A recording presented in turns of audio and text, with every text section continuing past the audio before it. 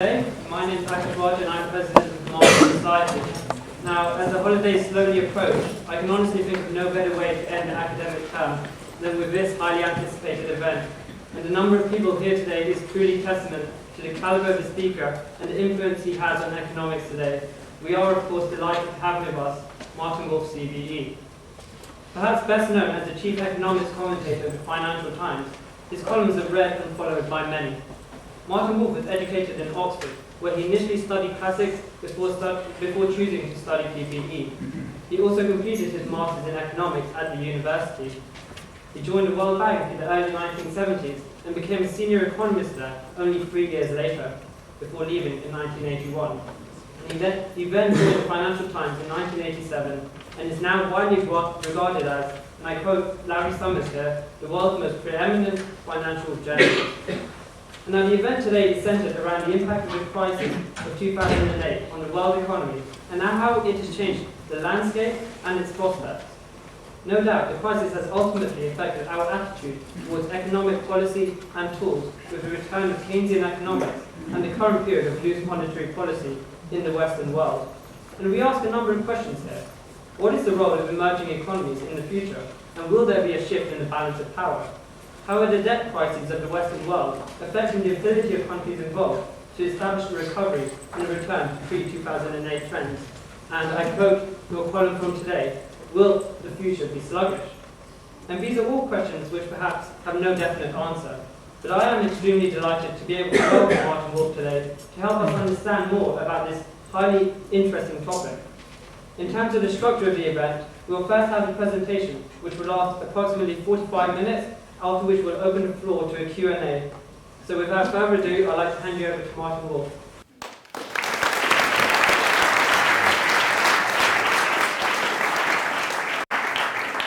Is it actually possible to put the computer up here, or would that be impossible? Because otherwise I'm going to look away from you every time I say anything, and I'd rather look at the screen in front of me than it won't be quite so strange. Wonderful. Great. We've now lost everything, but never mind. Cambridge technology will overcome this problem, won't it? No, it will. Yes, okay, great. Well done. Okay. So it's a great pleasure to be here in this sunny day. This is what I expect of Cambridge. I'm told it doesn't rain all the time, but every time I come here it seems to rain. I should say that we are almost entirely in my family. There are two, me and my wife and 3 children, almost entirely Oxford. But my daughter came to Cambridge. She's the youngest. So, and that she already left 7 years ago. I have spoken to the Marshall Society before, but that was probably before many of you were born. Now, I'm going to talk about the crisis. It covers some of the ground of a book that I've pretty well finished now, though final revisions will be done over Christmas, New Year. But it's a very, very compressed version. So I'm covering a huge sweep of material, and inevitably I'm doing so with sort of very big picture stuff. I hope there will be the opportunity to have questions and answers, but of course if you really want to know what I think, you're going to have to buy the book. Published by Penguin, sometime in 2014. We're still negotiating when. So let me start with where we are. 5 years ago, more or less exactly, the financial system of the Western world effectively ceased, at least the debt part, the banking intermediation part of it, not equity markets, ceased to exist. I mean that precisely. It ceased to exist as a functioning system. And for a while, pretty well all the intermediation among banks went through central banks. The central banks became the financial system, and there was a colossal rescue, indeed an unprecedented rescue, and this was accompanied by and then followed even more by quite unprecedented fiscal and monetary policies. So this picture, I think, captures rather nicely this image of what it felt like at the time, and I must say, as an outside observer, it felt really pretty frightening. really pretty frightening. And nobody knew in the late days of September and early days of October 2008 where we would end up. And I think there were many possibilities, and one of them was a Great Depression. That was prevented, I think, successfully as a result of the interventions by governments and central banks at that time. But as I will say it very quickly, very shortly, of course, the subsequent recovery has been very, very weak and disappointing. So anyway, this is the Scream on Wall Street. The Scream is a very great and wonderful picture by the Norwegian artist Edvard Munch at the beginning of the 20th century. Is the point at which psychoanalysis and psychology began to become an important part of people's thinking, and I think captures pretty well what it felt like. This is what I'm going to cover, just basically three big points, where the world economy is today, focusing on the developed countries, then a relatively lengthy section on how we got here, and then finally a few conclusions, just a small subset of conclusions about what we should learn from this experience. I'm not going to talk about in any detail about where I think we might now go. I'm happy to discuss this later. So where are we? Well, I have defined the position of the high-income countries, and I've borrowed this phrase from an American observer, an American Wall Street observer, an analyst called David Levy. We've been in what I've referred to as a contained depression. What do I mean by a contained depression? Well, essentially, what are the symptoms of that? Obviously, by contained depression, I mean if we didn't pursue the policies we have been pursuing, we would be in a depression. That's obviously why I refer to it as contained. By depression, I mean a far deeper slump than the one we've actually experienced, though some could argue that in many ways we are in a slump, and I agree with that, and I'll show you that. So what are the symptoms of this state? Essentially, the combination of three things: very weak economies on pretty well any measure, a quite extraordinarily aggressive policy, particularly monetary policy, unprecedentedly aggressive monetary policy. In fact, there's really nothing like this ever before. And for at least 2 or 3 years, though not, unfortunately, in the last 2 or 3 years, also very aggressive fiscal policy. Or at least that's a debate. I'm not going to go into there, but at least reasonably supportive fiscal policy. And of course, in general, though least in the UK, for a number of reasons that I don't have time to discuss, inflation has been very low and is falling. In the major economies, the US and the Eurozone and Japan, core inflation is now in the neighborhood of zero. And in the case of Japan, for a long time, it's been negative. So this combination is where we are. Japan, interestingly, I think this is an extraordinary figure, which I only recently sort of rediscovered. Japan has been operating at the zero lower bound for official short-term central bank interest rates since 1995. So they've been operating, essentially, as far as the central bank is concerned, a free money policy since 1995, 18 years, which is quite extraordinary, with remarkably little effect on the economy, it should be said. And we, in the US, the UK, and the Eurozone, the ECB, have essentially been close at or very close to zero now since 2009. So we've had 4 years of free money. And what this means is that the four main central banks of the Western world, which still accounts for close to 60% of the world economy, are essentially operating and have been operating for years a free money policy.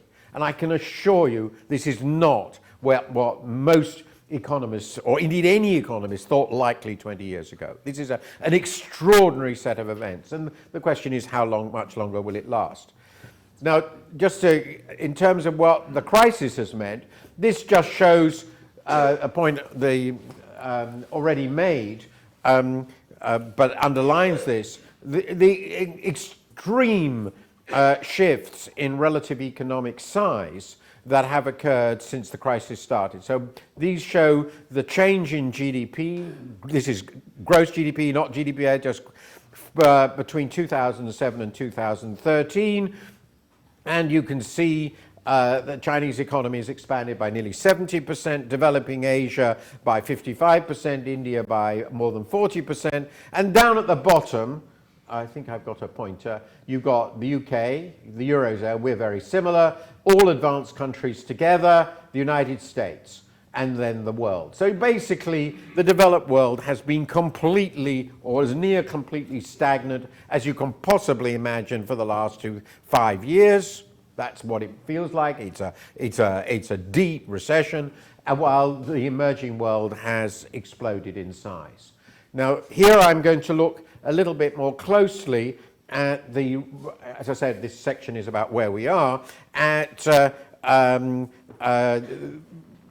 I put aside Japan because it's a different story, not because Japan isn't fascinating, but I just don't have the time to deal with it in any detail. I'm happy to discuss Japan in discussion because I've thought a lot about it over the last 20 years.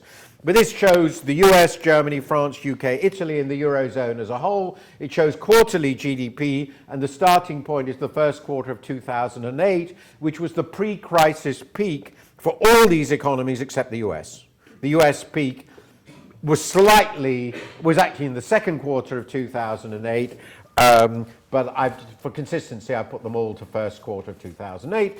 We had, as you know, a very deep recession, something that hadn't happened like this, hadn't happened since the 30s. And some people, by the way, this decline was as steep as the 30s, early 30s. So lots of people could say, well, just keep going like that, and we're in the Great Depression. But in fact, 2, 3, 4 quarters out, it varied, was mostly sort of 3 quarters out, things started to recover, and this is where these economies are today. So the US today is roughly, it's actually 5.5% above its pre-crisis peak, which is now a little over 5 years. So it's grown 5% over 5 years. For US, that's an incredibly bad performance. And this recovery that you can see for the US, which is much better than the others here, is incomparably the weakest recovery the US has had.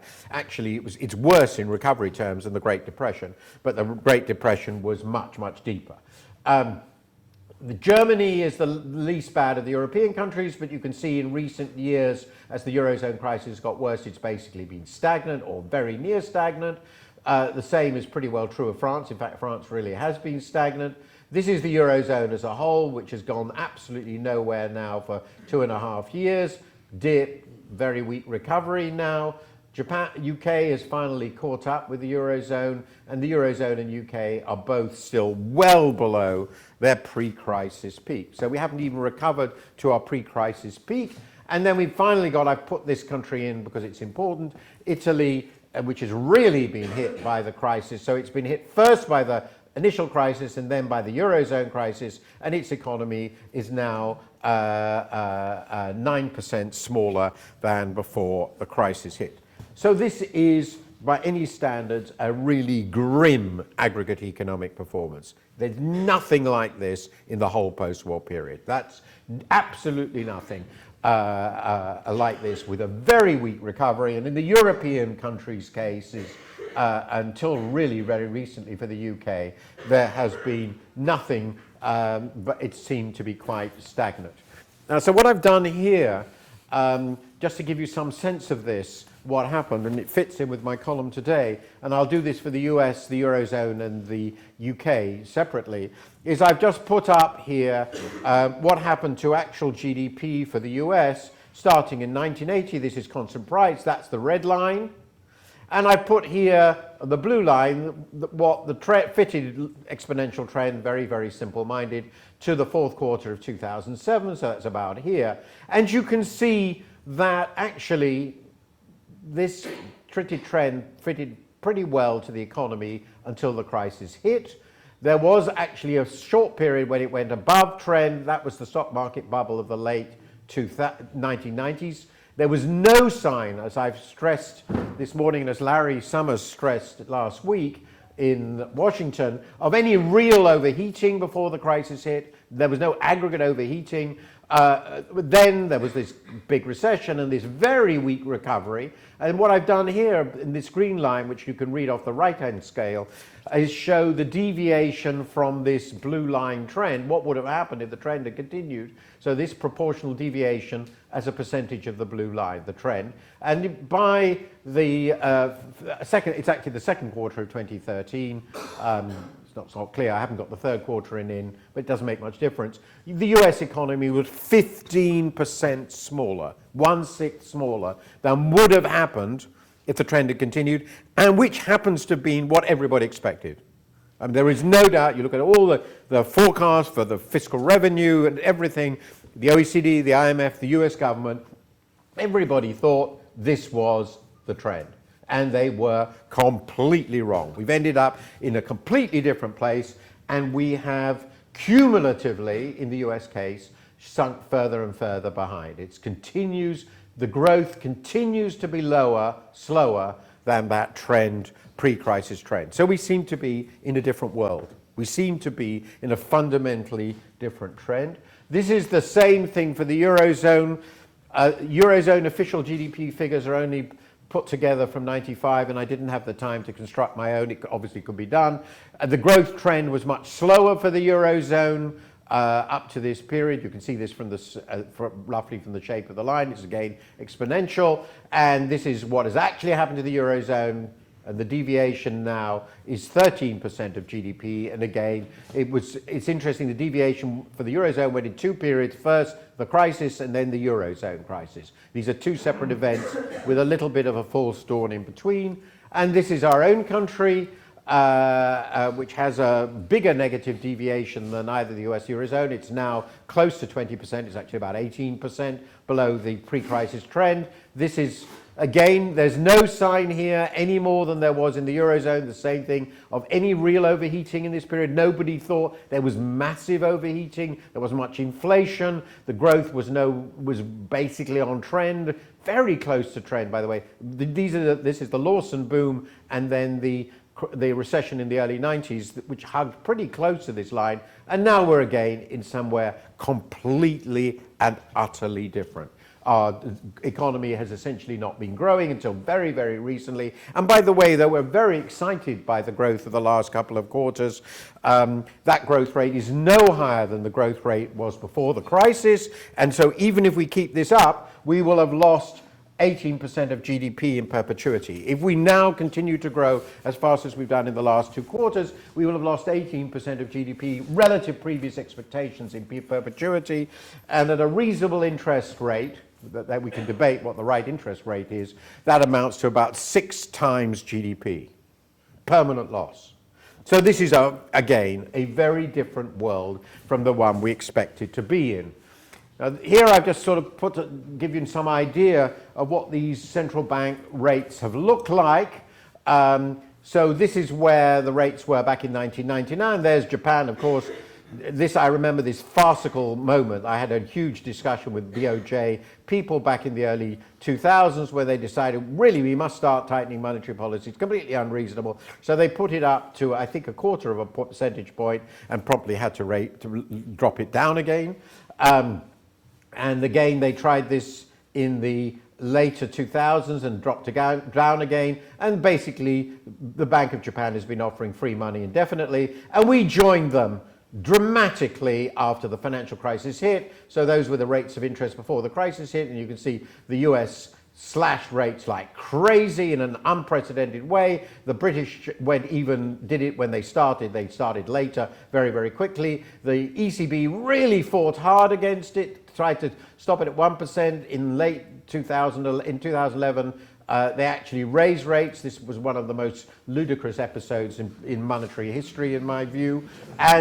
And of course, they were promptly driven down, and they've now joined the UK on 0.5%. So this is where the central banks of the Western world are now all comfortably situated. And what that tells you is that we're in a contained depression. These are not normal monetary policies. However much we've got used to them, the central banks are behaving in a very, very strange way.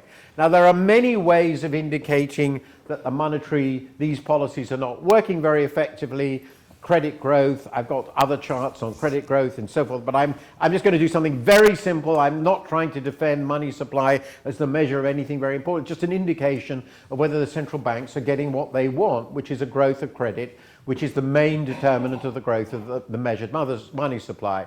The US only publishes M2, but I can tell you, because it is the case, it's a relatively narrow measure, that almost all this growth until relatively recently was generated by the central bank itself, the Fed, through its quantitative easing policies. There was no credit growth in the private sector generating this. And in the case of the euro and the case of the UK, you can see very clearly from 2010 onwards, these figures have been basically completely flat. So in essence, the normal response to monetary policy in terms of credit growth and monetary growth is broken. It is just broken. It doesn't work. Now, I think the UK numbers will now show quite a big surge, and that's because with an immense amount of government backing, we are now getting a classic British housing bubble, which is not, in my view, quite what we wanted as a way of getting out of this crisis. Now, let me finally look very quickly at what has happened in the Eurozone crisis countries, because they're an immensely important part of this story, though because of lack of time, I'm not going to be able to discuss the Eurozone experience in detail. But essentially, I've already told you about Italy. So Italy is the red one. So there's Italy in the early 2013. You'll see that there's the Eurozone as a whole. I've shown you Ireland, Ireland, Spain, Portugal are all very close to Italy. Their GDPs have fallen by about 9 percentage points, between 7 and 9 percentage points. These are huge slumps. Unemployment rates in these countries vary, and of course there's questions of between about a minimum 14 and a peak of about close to 30% in Spain and Portugal. So these are true depression numbers by any standard whatsoever. And here we have Greek GDP, and Greek GDP is down roughly by 25%, and Greek real domestic demand is down by about 35%. Domestic absorption is down by 35%. So these economies have experienced true slump conditions, absolutely like the Great Depression. Now, these are devastating economic policy failures, in my view. So that's where we are. That's very briefly where we are, a giant crisis with incredibly stimulative monetary policy response and incredibly weak economies which have lost enormous amounts relative to what seemed, before the crisis, relatively stable trends. That's really quite shocking. That is quite shocking. And it certainly should be a shock to anybody who was reasonably happy with where we were before. So how did we get here? I've argued in my book, and I argued again in the column, that essentially the right way of thinking about this is a global savings glut or investment dearth. You can look at it either way, interacting with an extremely fragile financial system. I don't have the time to explain in detail how I see all these links, but that's basically my story of what happened in this crisis. In 2007-08, there was what some friends of mine, this notion of a Minsky moment was invented, the phrase was invented by Paul McCulley, who was then managing director of PIMCO, a very big American bond fund, in fact the biggest bond fund in the world. And the Minsky moment is named after Hyman Minsky, an unorthodox, a non-orthodox post-Keynesian economist with a particular interest in financial crisis, who argued that a moment of crisis of the type we saw in 2007-08 was an inevitable consequence of a huge self-fulfilling credit come asset price boom. So Paul McCulley therefore named that moment of panic, the Minsky moment, and the results of this, or the features of this, were, as I said, a huge financial crisis, state backing of the core financial system, and these hyper-aggressive monetary policies. This very crudely is my story of what happened. After the Asian financial crisis, many emerging economies, including China, decided to run their economies with current account surpluses, and they pursued exchange rate, monetary and other policies designed to do this. And by the way, I think they were entirely right to do so. It was a completely reasonable response to the experience of the Asian financial crisis, as I argued in a book called Fixing Global Finance, which was published in 2008, which I presume you can get hold of. That was one of the explanations. I don't think it was the only one. There were a number of other things for a big decline in global long-term real interest rates, which we have a direct measures for, and that decline coincided with the beginning of house price inflation in several credit-elastic developed countries. Namely, developed countries which had financial systems easily able to lend to people in support of these rapidly rising house prices. And in the US in particular, the most important of the big economies to have gone through this process, the result was a rise in external and internal imbalances, particularly after the stock market bubble burst. Now, the Federal Reserve pays no attention to external imbalance. It's only concerned with internal imbalances, by which I mean excessive unemployment. Essentially, its target amounts to trying to keep unemployment close to what it thinks is, quote unquote, the natural rate.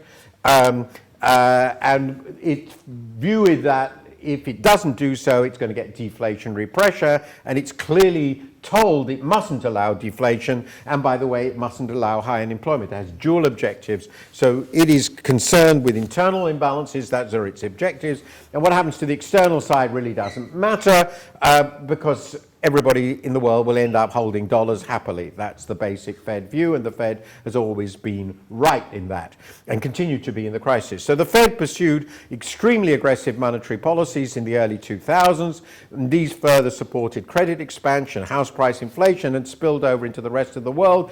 One of the effects on us was that the funding of our banking system, and particularly the former building societies, was a result, in my view, the very easy funding through the securities markets, through securitized lending, was a spillover from the US credit bubble. The European Central Bank effectively accommodated a very similar process inside the Eurozone, since overheating in the credit elastic economies, particularly Spain, it was the most important, offset the extreme weakness of demand in the creditor countries, above all Germany. So it's a similar process, but more internal to the Eurozone, though of course it was linked to the global situation. Then, with house prices soaring, credit exploding, households and financial sector gross debt expanded extremely rapidly. The combination of asset price inflation with the explosion in gross indebtedness was sufficient to stimulate some significant additional spending by households on consumption and residential investments.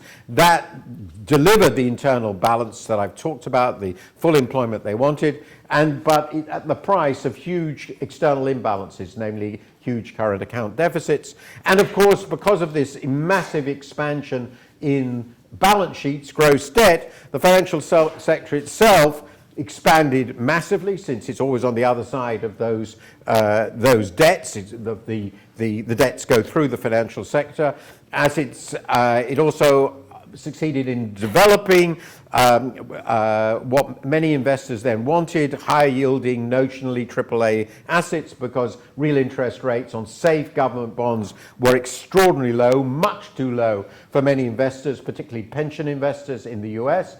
And this was the fool's gold, as my colleague Gillian Tett has called it, of collateralized debt obligations. And this process supported a huge expansion in the shadow banking sector, and all of it blew up in 2007-08. So that very, very briefly is my story of what happened. Let me just indicate some aspects of that which are very important for this story. First, this is how do we measure global real interest rates? Well, I put up just one measure, which is from the UK, because the UK has been issuing relatively long-term index-linked gilts for a very long time. They're relatively liquid. The US really only had relatively liquid markets in index-linked gilts quite early in 2000, so later. So these are the longest ones, and it's really a very, very interesting pattern, extraordinary pattern.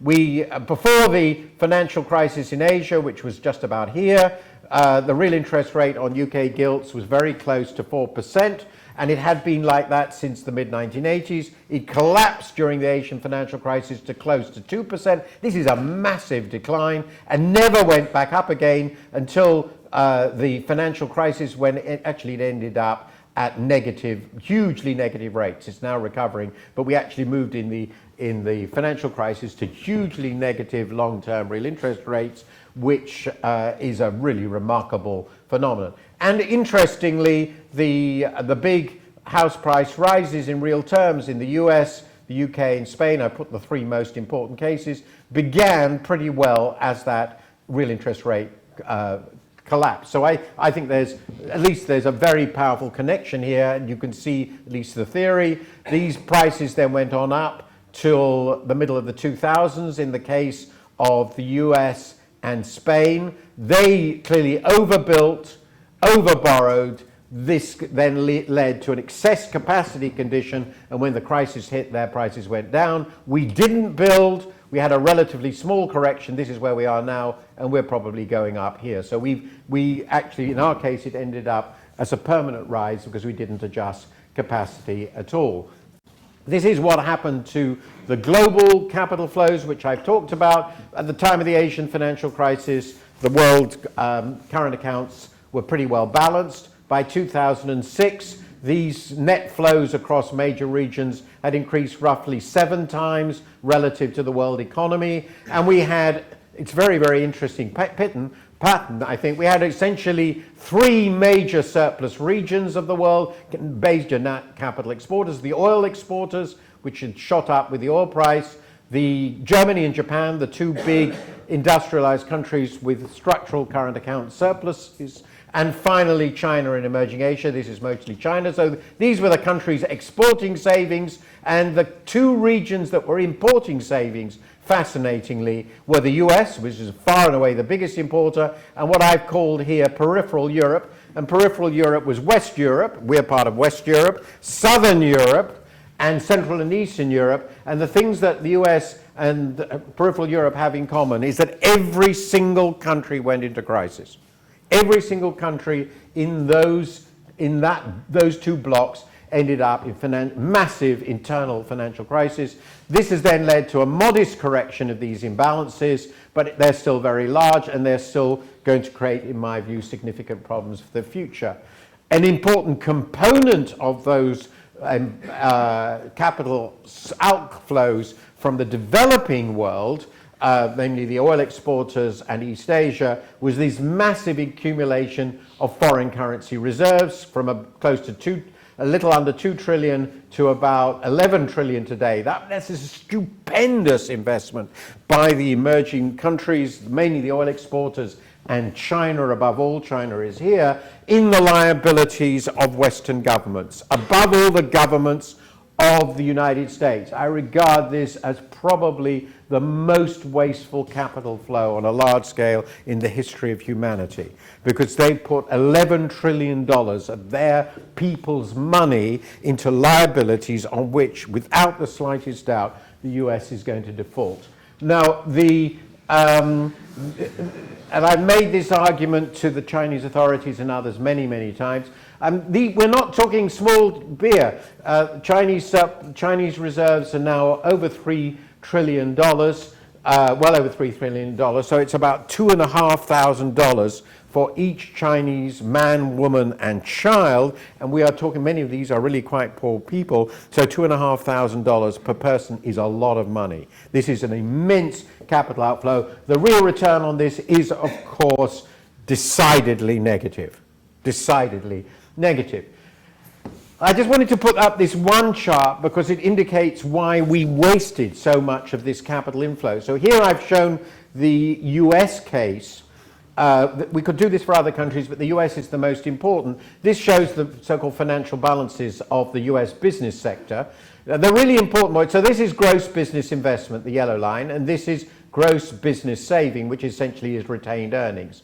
What you see is that apart from the brief period of the stock market bubble, when there really was a financial deficit, they were net borrowers. Throughout nearly all this period, the US business sector has been either in balance or been a net lender.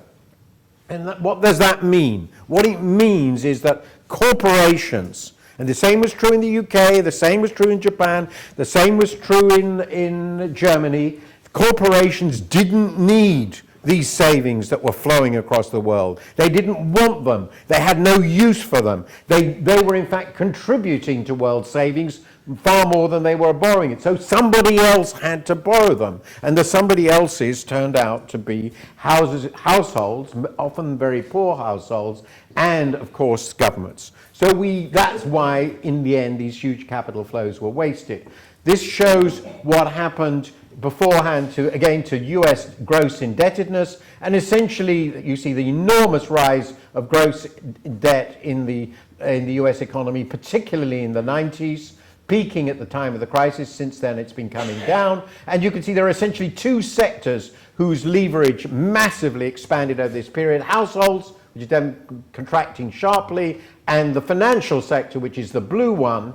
And the financial sector's gross leverage, i.e. the balance sheets, expanded 6 times faster than GDP over this period. By the way, in the UK case, they expanded 10 times faster than GDP. It is not surprising that we ended up with the most monstrous financial crisis. And to give you one more indication of these things, obviously, the leverage of the financial sector, as I've tried to explain, is a mirror image of the increase in the leverage of the household sectors and of the economy as a whole, therefore. This is what happened to the banking sector in the UK. It explains why we got into such a terrible mess. This was the median leverage debt-to-equity ratio of British banks from 1960 onwards. It was always between 10 and 20 times. In the financial crisis years, just 5, 6, 7 years, it went up to 50 times. So what does that mean? It means that the amount of equity in the British banking system was 2% of the funding of the balance sheet, and that means you needed a decline in the value of their assets of 2%, and they're all bankrupt. So it's not very surprising that we had a monstrous financial crisis in the UK, and the American situation and the European situation is very, very similar. It's just I've got this beautiful chart in the case of the UK. So we leveraged up everything. The Eurozone crisis is part of this. It's part of this. It's not fundamentally a fiscal crisis, as many have argued.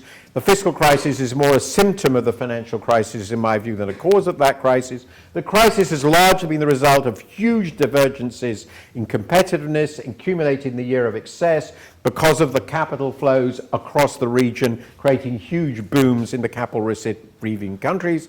And what made everything seem so good was, in fact, creating an acute long-term crisis.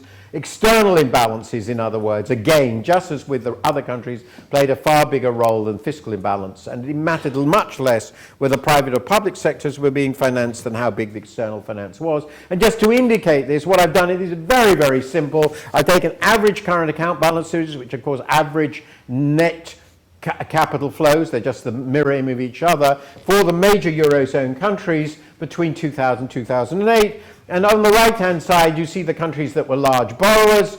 So the biggest was Portugal, Greece. These are enormous average current account deficits. Spain, Ireland a bit smaller, Italy a bit smaller. And basically, these are the countries that got into crisis. And the countries on the left-hand side, some of which had very large fiscal debts like Belgium, but were surplus countries, didn't become large net foreign borrowers.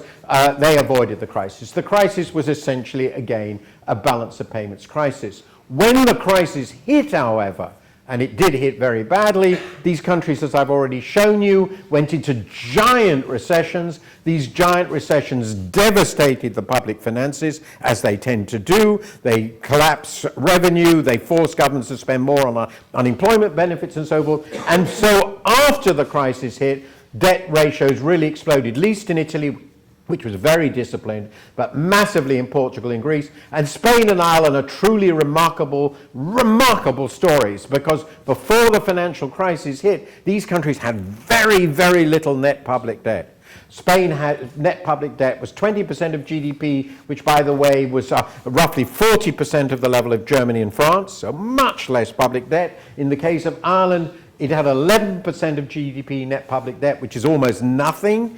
And then within a very few years, these debt levels exploded to a forecast of 100% for Spain, and I think 120-something% for Ireland over a period of just 6 years, between 2007 and 2013. So the massive fiscal problems we see now are, in those cases, entirely because of the crisis, but even in Portugal and Greece, they are to a significant degree because of the crisis. And Greece, pretty clearly, is in a completely hopeless debt position. So finally, let me just cover very briefly some of the implications of the story I've been telling you, by no means all. First, we have to recognize that we have a deeply crisis-prone financial system. If we have these sorts of macroeconomic environments, we allow this sort of leverage to occur in our financial system, we have an explosively dangerous financial system. Essentially, this is because we allow private institutions to serve what is effectively a fundamental public function. They create money, they create money as a byproduct of creating credit. The result in a fiat money system in which bank reserves can be created without limit is, as I have shown, an explosive system. And of course, we also learned that the financial system is always part of the state. It's never fully private, and particularly so in crises when the losses are, of course, socialized. And this is a consistent pattern in dealing with financial crisis. We need a financial system that is much more robust, and I argue that the two most important reforms are significantly higher capital ratios and much more rigorous macroprudential policy, which means creating very big buffers on capital in boom times and letting them fall quite steeply in bust times. And we didn't have that sort of system, so once the crisis hit, it immediately went into cardiac arrest. So that's the financial system which really blew us up. The second concern which this crisis has underlined for me is that very large current account balances in the neighborhood of 6 to 10% of GDP over a long period almost always suggest a crisis is on the way, and that vindicates fully the imbalances concern, the concern about imbalances that Keynes felt at Bretton Woods. His worry about surpluses and deficits, since they entail each other, is fully vindicated. It's vindicated in the Eurozone, where they really didn't believe that this was at all important, and they were utterly wrong. But there are no mechanisms to ensure global balance. In fact, there are no mechanisms to ensure Eurozone balance. And indeed, the role of the dollar at the global level seems to make balance almost impossible to achieve.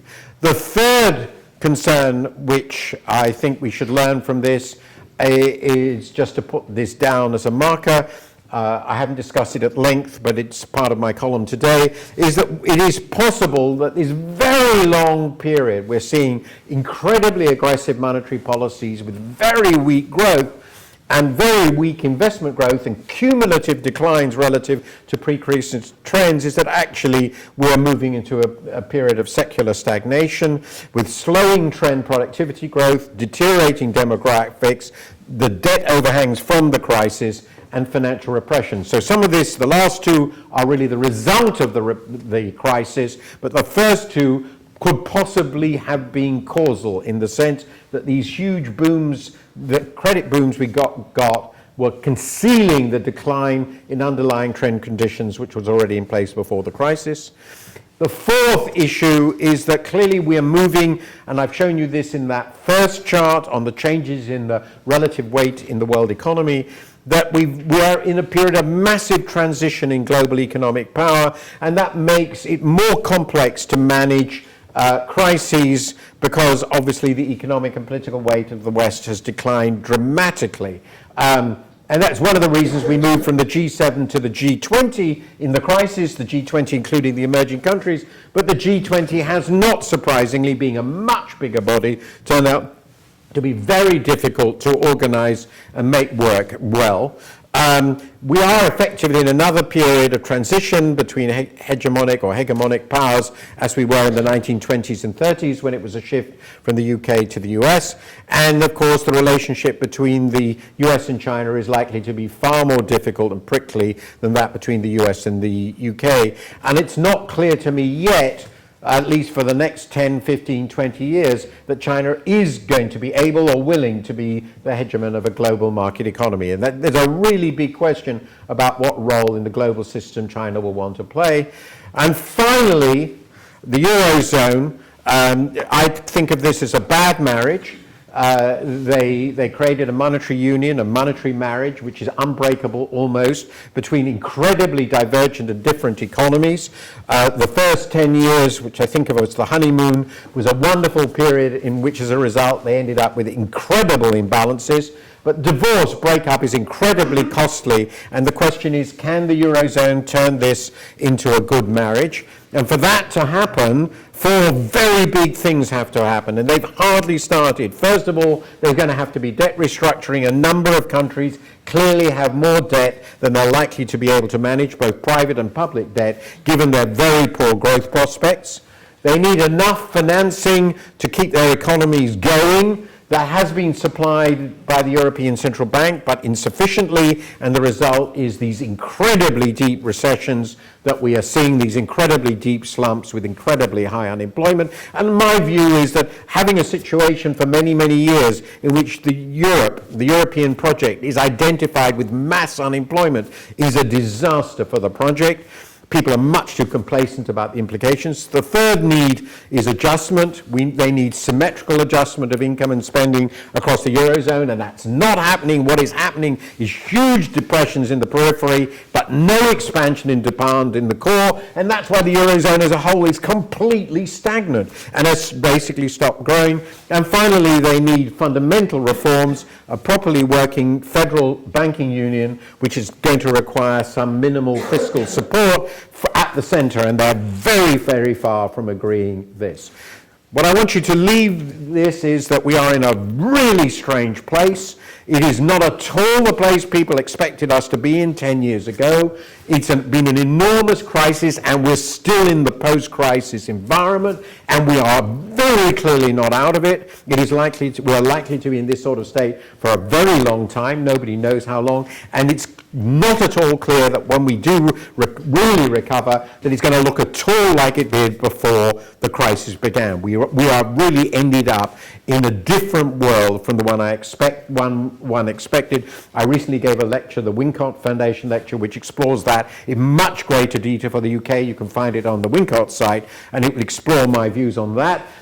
And it's left us with enormous lessons about the system and enormous challenges, many of which we are making a tremendous mess of. So you are going to, when you go out into the world after studying in this fine university, you are going to have lots and lots to do. Thank you very much.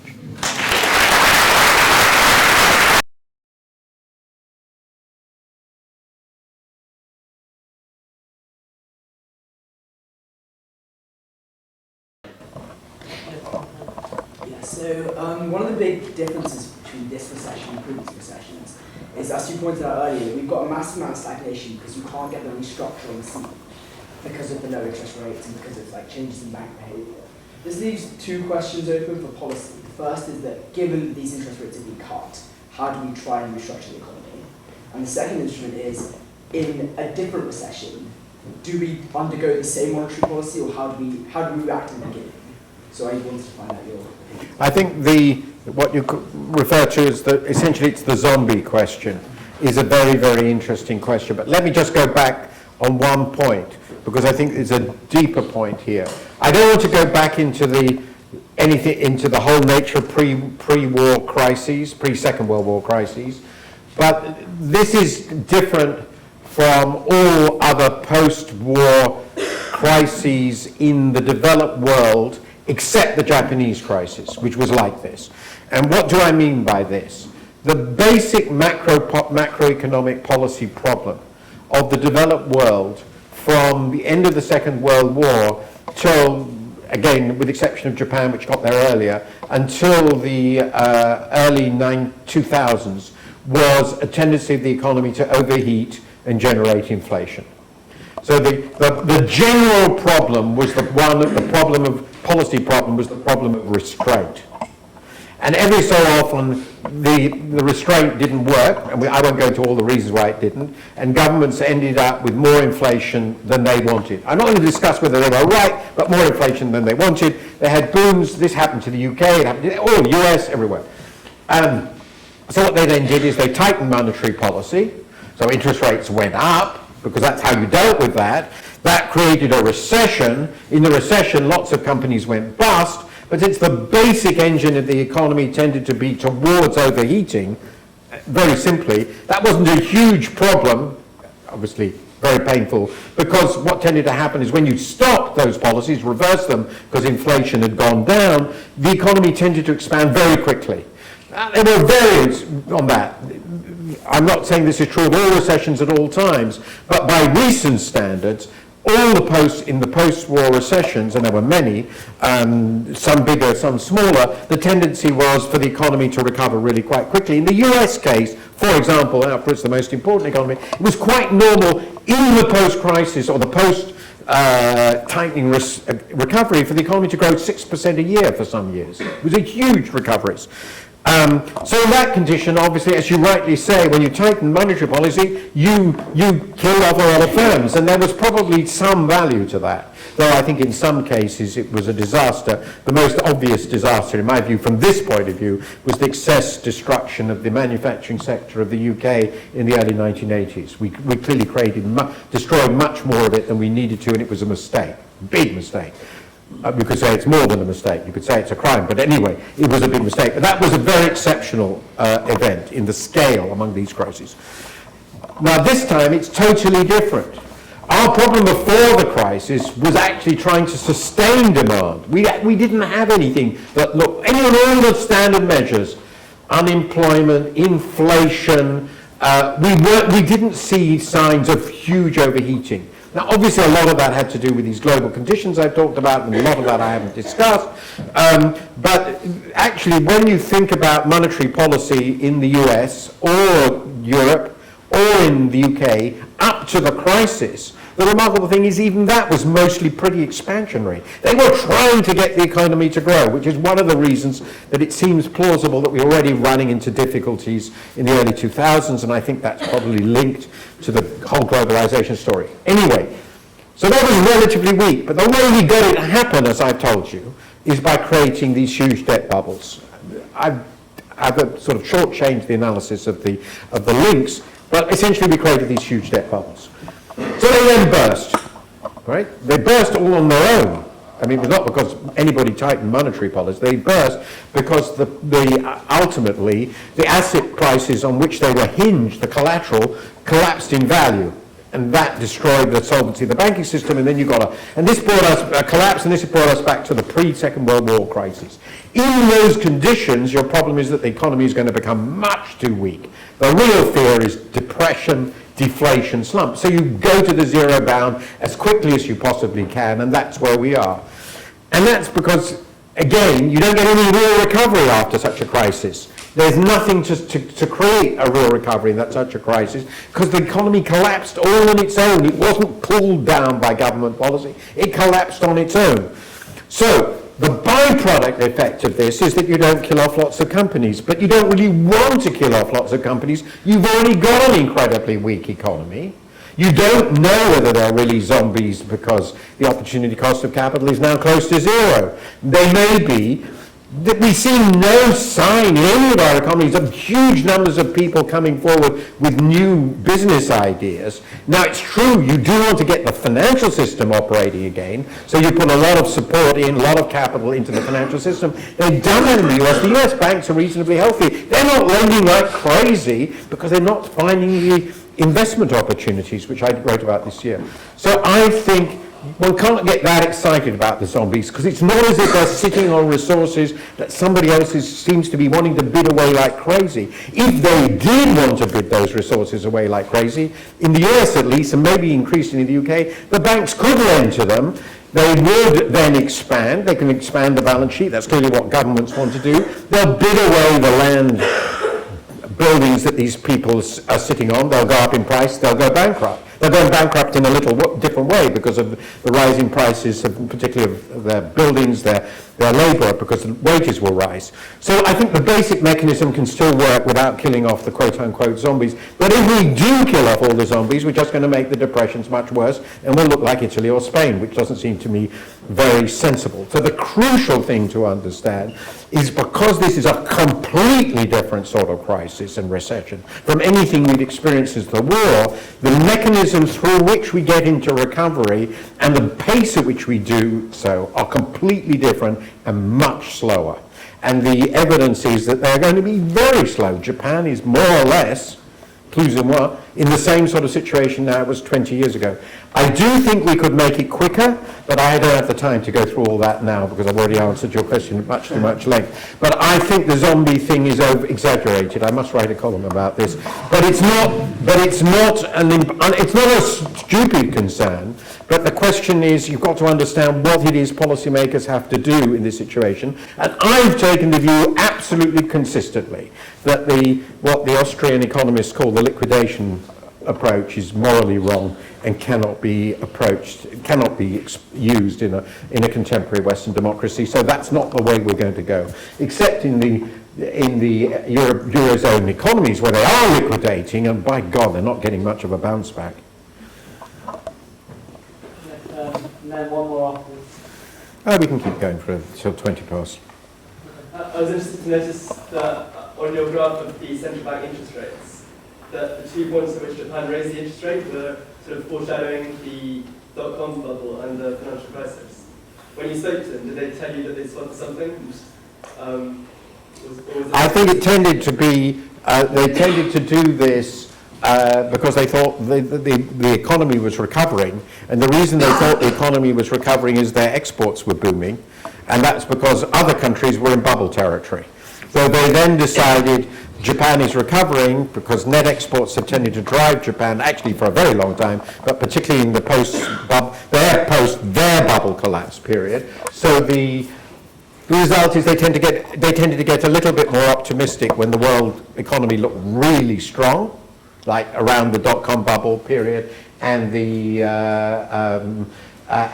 just before the crisis hit, but it didn't last for reasons we've discussed. I mean, essentially, once Japan got knocked out of the system, we basically, but using the household sector rather than the corporate sector. That's a big difference. Their big bubble economy drove the corporate sector to mad excess. So it was useless investment, in essence. Huge corporate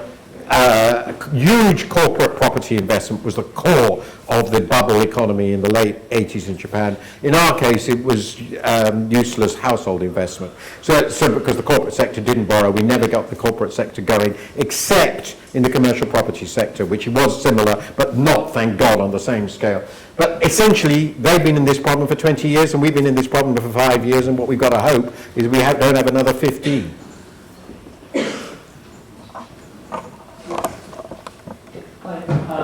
So you finished by wishing us good luck, and as a lot of us are economics students, and I heard you last week sitting at the Treasury commenting about you were there too. Wasn't that appropriate. I wanted to ask you maybe if you think that how economics is taught and how the economic profession didn't foresee this had actually an influence on how these events happened, and the fact that the economics profession did not see this happening, did that make it worse? Well, I didn't foresee this happening, and I was concerned about quite a few bits of this. But I know exactly why I didn't foresee it happening. I didn't foresee it happening because I didn't understand really what was going on inside the financial system. The macro side I understood pretty well in retrospect, but I didn't think that the adjustments which were likely, and I wrote quite a bit about them, would implode the financial sector. So I think part of the answer to why we don't see them is even if one notices them, one never notices enough. And very few people did. A few did. Almost no one actually even somebody very well known for getting a lot of it right, like Nouriel, only got bits of it. Bob Schiller got bits of it. Raghuram Rajan, now governor of the Reserve Bank, got bits of it. But the difficulty is, as I've become increasingly aware in the 45 years I've been a sort of professional economist, And I'm beginning to think now, in my late 60s, I'm beginning to think I understand the economy. So you're about 40 years ahead of you. But the point I want to make, don't want to push that because I'm not sure I do, but the point is, this is an unbelievably complex interacting system, driven by human beings who change their views all the time, and it is virtually impossible to have a general view, at least at our level of current knowledge, of how the whole system is interacting. It is just impossible. And you can look at particular stress points, but understanding how they fit together is very difficult. So to take the banks and regulators, I honestly think that most of the bankers, there were exceptions, and most of the regulators just didn't understand the system they were in. And therefore they didn't understand how to interact with the macro system, because that's not their job to think about at all. The only people who think about the macro system at this level, the level I taught, are in the IMF. Central banks in individual countries don't think about that. The Fed thinks about the US. It doesn't think about how it's interacting with the rest of the world. And the IMF, well, it had its own problems, which I won't go into. But one of them was they decided to slash its staff in 2006 and 2007 massively because there was never going to be another crisis. This is true. This is not a joke. So the answer is, at a very deep level, I think we'll never fully understand how this system works. But what I think we can do, so there will be crises, but what we can do, I think, learning from this crisis, is put in more buffers. And I've discussed some of them, both in the balance of payments and macro, and even more in the financial sector itself. Did economics contribute to this? Yes, of course it did. In a very fundamental and simple ideological way, we operated from the 70s onwards. We jumped back, if you like, from the 70s onwards, largely as a result of the very formidable intellectual influence of Bob Lucas, but also because of the failure of the Keynesian paradigm while I was sort of studying, into the acceptance that the best way of thinking about the world was as a full equilibrium system. I mean, essentially that we operated in, the best paradigm for thinking about economics was Walrasian. And that led first to what I thought, that's the point at which I gave up on macro completely. It started off with the complete fantasy of real business cycle theory, and then I thought, this is obviously a joke, so I'm not going to pay any attention to that. I learned better than that. I was taught Keynesian economics properly, and so I knew those debates in the 30s really well. I read most of the literature. And then, of course, we had the new Keynesians who basically accepted most of it and just put in a few arbitrary twiddles, and all of them were totally uninterested in the financial system because that was assumed to be a veil, as I discussed there. So there were, in addition to the incredible complexity of the system, a willful denial of its nature. I think we should have learnt from that it is much more complex. We will never fully understand how it works, but assuming that this whole vast thing operates in a very simple general equilibrium way is, in my view, basically absurd. The most important lesson of what Keynes was trying to say, Keynes rather than Hicks, was it's very difficult to understand it, but that's not the way it works. That's not the system. And Keynes was buried ultimately because that teaching was too uncomfortable for academic economics. And I don't know whether that lesson will remain, but for my age it no longer really matters very much. But for you, well, all I would say is keep your eyes open. That's the most important thing. The models are just tools. They're not the world. They're not the truth about the world. They're just tools. The toolbox is useful, but it's not. The tool is. I mean, even Greenspan, fascinating, has just produced a book called The Map and the Terrain. And what he's saying is the map we had, even he, it's amazing that he's got there, the map we had didn't describe the terrain. The map we have as economists will never, at least I suspect in your lifetime, maybe your great-great-grandchildren, describe the terrain adequately. The terrain is too messy, but we have to understand that the map is not the terrain. One more question, perhaps. Yes. Well, I can't imagine a better précis. The three great prophets in economics, Krugman, Summers, and Martin Wolf, all agree that we face demand deficiency and stagnation into the foreseeable future. Now, where Marcus seems to disagree is that he thinks the dollar's going to crash. Now, I understand that all the Gulf money, all the mobile money is pouring into the dollar now. If that's the case, where are the Financial Times readers going to put their money in the near future? I think the dollar is in a long-term trend decline relative to other important currencies, of which by far the most important will be the renminbi. So that's the new world. I'm not talking about next week. This is the long-term. This is the long-term trend. This is. Let me answer your question in a different way, which I think is very, very important because it relates to what I think is going on in the UK at the moment. I hope I'm wrong. But we are living in the world. One of Keynes's great remarks was about the euthanasia of the rentier. Okay? What he was saying is, in a sensible world, the return on pure just savings will end up as close to zero, right? So because why should anyone get any reward for saving when we've got far too much of it? Well, we are living in the euthanasia of the rentier world. Okay? The real returns that can be got by safe investments in countries with reasonable policies are essentially at or very close to zero. That has big consequences. One of them is that all the pension systems that are based on funding are bust, without exception. So this is a world, because it's I'd say this I've had these arguments many times in different ways with people who say, but why don't we get a decent return in savings when they're retired and my age? And the answer is because there's no value in your savings. There's nothing that we want to do with it, so why should we pay you anything for it? Tough. Now, this has big distributional consequences, and it actually is one of the few respects in which the distribution is from the old to the young. But it's not always, but this is one of them. Because the young, or not you at your age, but 10 years from now, you're all going to be indebted like hell, and you should pray that these real interest rates remain, because it will be very good for you. So we're in a euthanasia of the rentier world. And that has implications. It has political implications, it has distributional implications, but it also has a very powerful implication, which is that if people want to earn more, which is your question, the general answer is they're going to have to take a lot of risk. A lot of risk. And then you just have to choose which sort of risk you're going to take.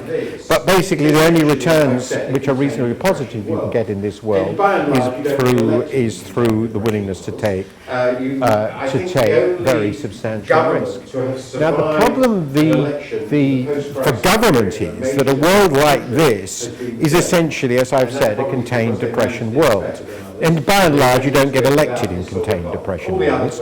I think the only government to have survived an election in the post-crisis period in a major developed country has been the German one. And that's probably because they managed this better than others, and they went into it without this sort of bubble. All the others went down. So the governments just have to get recoveries. They have to get recoveries, one way or the other. And in a world where corporations don't want to borrow and invest, and they don't, it's absolutely clear that they don't. Almost every non-financial corporate sector in the Western world is running a huge surplus. There's essentially only one way you can do this, and that is to create bubbles. So there are going to be lots of them, and the most obvious ones are going to be property bubbles, and that means we're going to have property bubbles here and probably in the US. Not so clear in Europe. They may just stagnate and choose, because the German preference is for stagnation over bubbles, and that's tough for the people in southern Europe. And in the UK, the British government is doing a great job of creating another bubble, and this is quite clearly official government policy. And they have chosen a central bank governor who has stated quite explicitly that he will deliver on this. With luck, you're too young to get caught up in this, because it will probably burst within the next 10 years and possibly within the next 5. Then we're going to have to start thinking seriously about more intelligent policy. And at the end of my piece this morning, I discuss what I regard as more intelligent alternatives, which is pretty obvious if you're in a global secular stagnation world with deficient investment demand, and in which the corporations don't want to invest. You either massively shift the incentives to invest through the corporate tax system, which we can do, and or you do what Keynes also recommended, which is government investment. And that seems to me the logical conclusion. But I think in the short run, in this world, the orthodox answer will be either to accept stagnation, as in Europe, which I think is where they are, or to foment bubbles, which is, I think, where we in the US are, and that will be a temporary solution. But this is not a world in which the real return on savings can be significant. It's been, on safe savings, it's been 2% or lower since the early 2000s. As I've shown you, it's probably now about 1%. And it's quite, that's the long-term rate, and the equilibrium short rate is almost certainly significantly negative. This is euthanasia of the rentier territory. It's a fascinating world, not one that I expected to be in, but it's the one we are in, and it means most of the paradigms about how economies should work are wrong, and but that's not something that any policymaker is willing to accept.